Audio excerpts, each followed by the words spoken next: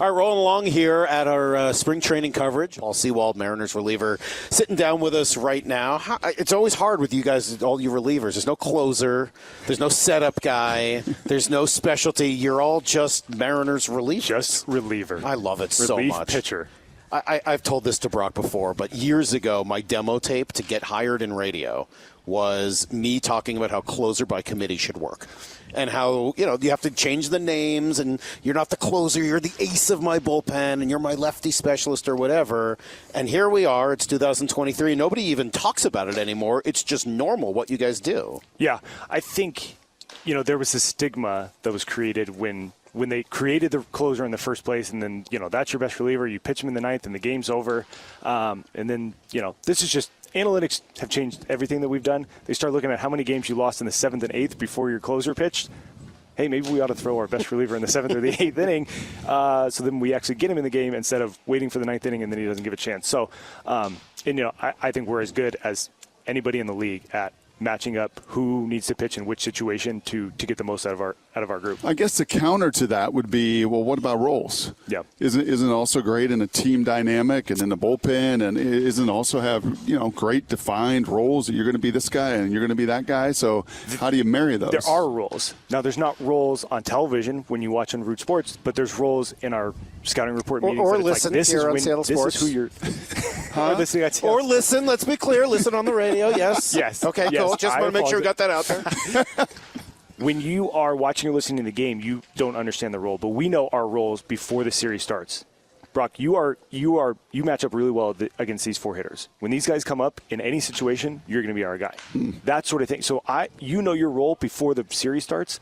Maybe the viewer or the listener doesn't know, what that role is from week to week, but we know our role. So, no one gets caught off guard when that phone rings. It's like, Festa, you're in the game. Festa knew he was going to face these guys in this situation.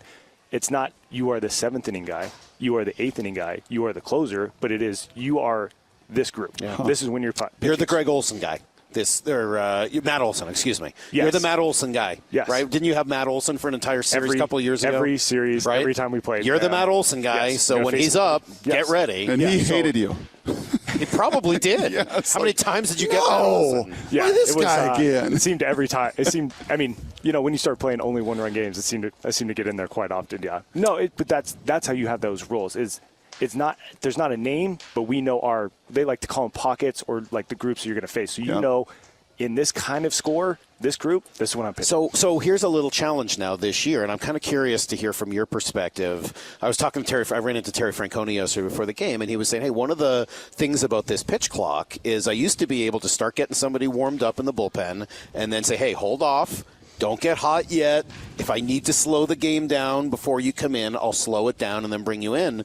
You can't do that anymore. So what does that mean for you guys? Do you have to warm up quicker? Do you have to stay hot longer? How will it affect you? Yeah, I think everyone's going to have to figure out exactly what they do. Now, I am okay, you're up. I throw a couple throws standing up, and then it's like I just throw as many pitches as I can to get loose really quickly, and then I can throw 2 pitches every batter or something like that as the inning goes on and we start to score 4 or 5 So runs. If you get a call and say, hey, Paul, we're going to need you soon, how long do you need from that time until the time you're ready to go in the game?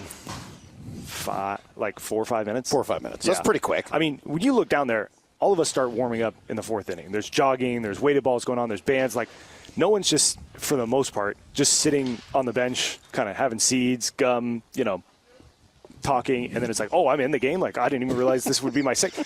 That goes back to hey, I kind of know my role on the team, and I pitch in these games, and I pitch against these guys. There's a lot of preparation that goes into it. So for the most part, everyone's fairly ready when their name is called, so it doesn't really take them, 10, 15 minutes to get ready.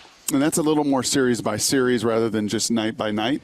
Yeah, that's I'd say that's pretty accurate. Okay. We play the Angels. Maybe you match up really well. Maybe you have stuff that matches up really well with Mike Trout. Obviously, I'd like to avoid Mike Trout as often as I can, but maybe your stuff really matches up well with him. Yeah. And maybe you wouldn't face another 2, 3, 4 because your stuff doesn't really match up with them. That sort of thing you got to go into and try and figure out, maybe I need to be ready for Shohei and Trout against the Angels, but when we play Houston, maybe Jordan and Bregman aren't the guys that I'm going to face. And that's part of our scouting report meetings. What in the world matches up well with Mike Trout? I've yet to see what that is. That TrackMan thing back there? Yeah, exactly.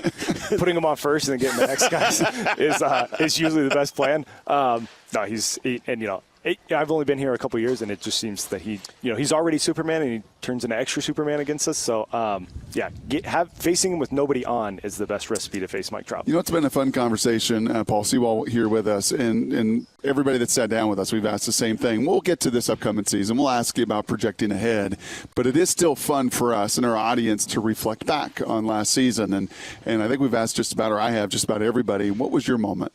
Like when you look back and and you're our age, which, you're a long ways away from, you get to our age, and you think back to that 22 season, that moment that was crystallized in your memory banks forever. Yeah. The playoff series was great, beating Toronto and advancing. That's the whole point, is you want to advance in the playoffs. But Cal's homer will always be the moment, I think, anyone who's been a Seattle sports fan for a long time, that's the moment. Where were you? Cool. I was in the bullpen, and I was not pitching that day. I pitched 2 games in a row, and they're like, you're not going to pitch today no matter what. Like, we have 4 or 5 games. We feel very confident, we are going to get there. You're not going to pitch today no matter what. So I really got to be a viewer and a fan, and just watching the pen, and we just, he hit it, and it was just disbelief. It almost was, it was pretty storybook. As anyone who was there or watched it, listened to it, the whole thing, you're just like, of course, Cal hits a homer as a walk-off homer. Why would we not play a 1-run game and hit a walk-off homer and win that way? That'll be forever. That's the moment the drought ended. That's the moment we had been talking about for the 2 years that I've been here, and I'm sure plenty before that. And that just felt that sense of relief and that excitement to pop champagne with everybody was pretty amazing. So everybody has said that, by the way. That moment seems to have been the Scott runaway winner. He didn't remember it because Scott got a little fuzzy on what happened over the rest of that night. Yeah. Scott doesn't remember anything that happened after that, for sure. How appropriate was it that it was Cal? Gosh, what a season of this. He starts out, we have 3 catchers, they're not playing very often. None of them are really feeling good about themselves because we're just trying to figure out what's going to happen. He's the only one with options, so we send him down, right? Tom gets hurt 3-4 days later, and he gets called up not because he made adjustments in AAA, but out of necessity of, well, you're the only other catcher we have available. You are catching from now on. And you kind of saw it come up you could see that he really did want to get things fixed in AAA and come back more confident, but he didn't really have time to do that. And I'll never forget, it was in New York. He hit a bomb off of, I can't remember who he hit a bomb off of, and it was like you just saw the sense I can do this. Yep. And then the next night we faced Gosman, and he had as good a stuff as anybody in the big leagues, and he had 2 110-mile-an-hour flyouts, just missed them, and it's like, no, take that as a confidence booster. You could have punched out 3 times against Gosman and no one would have batted an eye hey, man, it's just one of those nights. But you put together good at-bats back-to-back nights. Tomorrow, let's put together another one, a little hit, and then it just kind of just started a steamroll for him, and next thing you know, he's arguably the best hitting catcher in baseball last year. It was crazy. One of the cool things that Scott did answer is, and from his perspective as the skipper and the lenses that he looks through and the optics he has with you guys, is he said, there is a different confidence, and we feel it around here because that 20 years is over, and you're not asked about it all the time, and he's not asked about it yet. At the same time, how do you navigate we haven't arrived? Yeah. Everyone in there is humble. We got swept in the last 3 games of the season. No matter how you look at it, we were very close. We lost all 3 games to those guys. Then they went on to win the World Series. And so there's still that humble hurdle that, we are not better than the Astros until we prove that we are better than the Astros. So until we go further than the playoffs than them this year, they are still ahead of us, whether I think our team matches up with them or not. That's just the way it works. Until you knock off the Kings, you're not there. So that sense of motivation and, just being humble about, we're a really good team. We have just as good a team as anybody in the American League. But until we go to the postseason and we get further than everybody else, you think you guys are as good as Houston? I do think we are good as Houston. I think we're 3 pitches away from sweeping them in the playoffs last year, if you look at it correctly. 3 pitches. I get Pena out in game 1. We win game 1. They have to face Luis Castillo down 0-1. Maybe Jordan doesn't, pop up that ball to left field, and we win game 2, and then we come home, in 18 innings, if we get a big hit anywhere in there, we don't go to the 18th inning and we win there.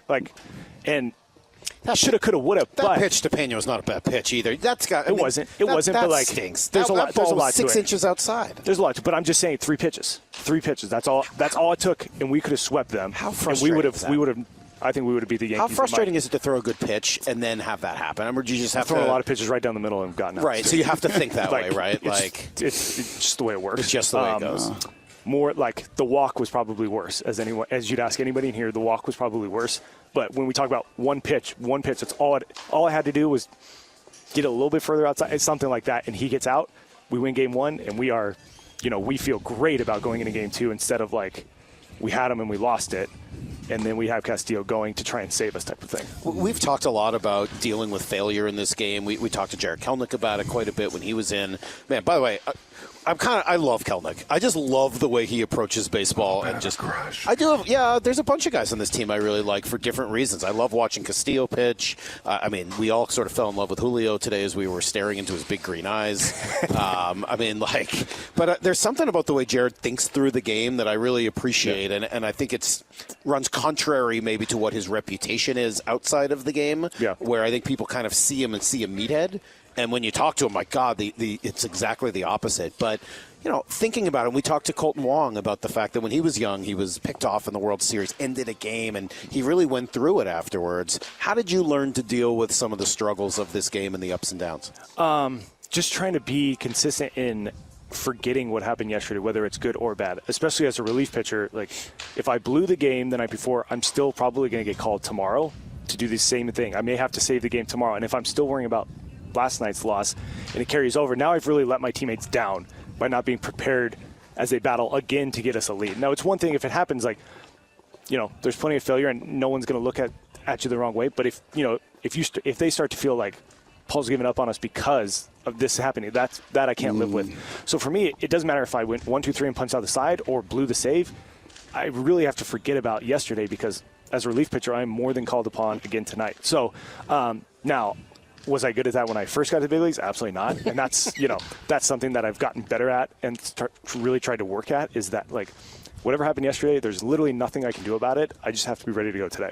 Any evolution of your game for this upcoming season? We've heard a lot of talk about Logan's ghost forkball. We've talked about the little cutter for Brash, the drive line work. Is there anything in your game that we'll be able to see or feel a little bit differently? Yeah, no, I didn't make any drastic changes. There's no cool new pitch.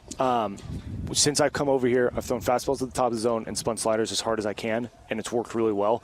For me, if it's not broke, don't fix it, but I need to get better at doing that. So that's my main focus, is that I do 2 things. I need to be the best in baseball at doing those 2 things. That's how I looked at the offseason. That's how I look at spring training. When I do those things, I'm one of the best pitchers in baseball. When I don't, I fall back. So the more I can do that, the more times I can be an elite reliever out there. Have you gone into the traject machine to face yourself? I have not. I really wanted to last year, and there's a lot going on in spring training. I'll make sure that I get in there. But it's funny, JD's like, you guys need to get in there because your confidence levels are going to be through the roof. Yeah. If you have to see a couple of guys that hadn't. Shannon faced said me. Munoz went in there and was like, Yeah. "Oh, that's how hard I throw." Yeah, it's a bullet. It's an absolute bullet. Yes. It was funny. Somebody, when they put my arm slot where it was, they thought the machine was broken. It was like, no way he releases from down there, and that's where I throw from. It's Yeah. that low? Yeah. It's funny. I mean, watching you pitch, it doesn't look. I mean, it's not like watching Dan Quisenberry or Yeah. something, or Chad Bradford or one of those guys. But it Yeah. really is that It's low. not submarine. But it's throwing overhand as low as I can. Huh. That's kind of how. How did you develop that? Just kind of like, just my arm is getting more tired as I get older, so it kind of drops a little bit more every year. But partly, when I made this change of trying to throw the fastball up, I just was really having trouble with it in 21 spring training, and I was like, I don't understand how to throw down on a mound and throw the ball up. That just doesn't really make any sense to me. And we go to the alt side, and I'm really still working on it, and I was throwing long toss, and the guy I was playing catch with was like, well, that's the carry that they're looking for when they talk about this stuff. And I was like, all right, so I have to throw the ball up at 120 feet. So, like, how do I throw the ball up from 60 feet down a mound? And I was just trying to make this, like, get under the ball and push it up sort of thing. Worked that day and haven't looked back. He's going to be in baseball, don't you think? I don't think so. No, I think he's going to be doing what we're doing or something like it. I don't know if it's going to be color commentary, studio analysis, or hosting a talk show. I'm told you're a Colin Cowherd guy. I am. Every day, my wife gets so annoyed that we have Colin Cowherd from 9 to noon every day in the offseason. Now, are you a hot take guy? I don't think I'm necessarily a hot take guy, but I enjoy his views, and I just enjoy the way he has great people on sometimes. Brock, maybe one of those guys that comes on. I enjoy those segments. So I'm a sports junkie. I've been my whole life. We always watch sports in my house when I'm in charge of the remote. And, so when you're done here, right, when baseball's finally over, darkness retreat for you to try to figure out what comes next, like Aaron Rodgers? I'm going to be a hard pass on the darkness retreat. Green Bay's got their hands full with that situation. I don't envy them. No, probably no darkness retreats. I don't know what. I'm lucky enough that I don't really have to worry about Plan B just yet. Baseball's going just fine for me, so I'll worry about that when that bridge comes. Well, in 10 years, at 43 or whatever it is, when you're finally ready to hang him up after a long and storied career full of Rolaids reliever of the year. Do they still do that? Rolaids, probably not. And then World Series banners and everything else. Yes. Call us. That works. Brock and I'll be ready to retire. Perfect. And you can take over this Slide show. right in. Absolutely. Paul, appreciate it, man. Appreciate it. Continue. Awesome. Good So luck. great to be on with you guys. There you go. There's Paul Sewald. We'll be right back.